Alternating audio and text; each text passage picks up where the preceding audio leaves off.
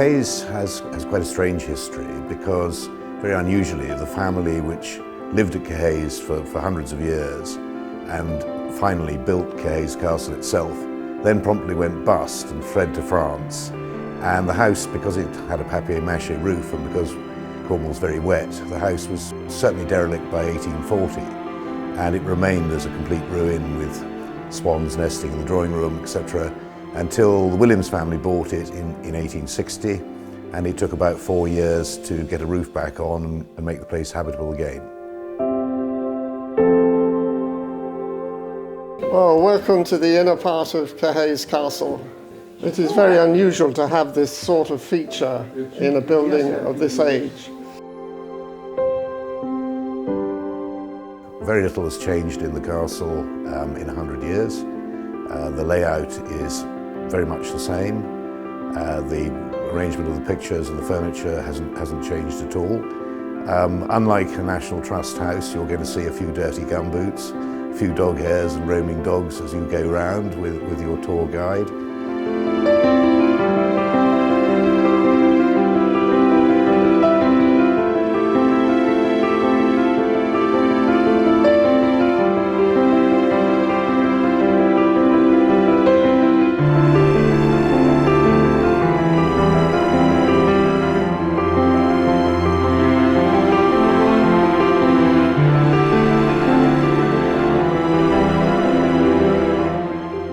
This collection, even 100 years ago, 150 years ago, would have ranked alongside the very best of the Cornish collections. Families that had superb collections, those have long since been dispersed, with the exception of this collection here.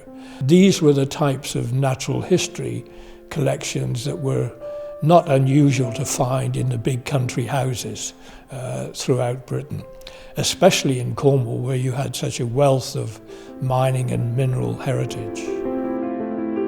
This is a mineral called Caerhays, which is a secondary copper mineral, and the classic locality from which that mineral originated is a mine called Wheal Gorland in the parish of Gwennep, which the Williams family were managing in the late 1700s. So it's not surprising that the high quality minerals that came from that mine found their way into the Williams collection. And that particular specimen of Caerhays is, to my knowledge, the finest one in the world.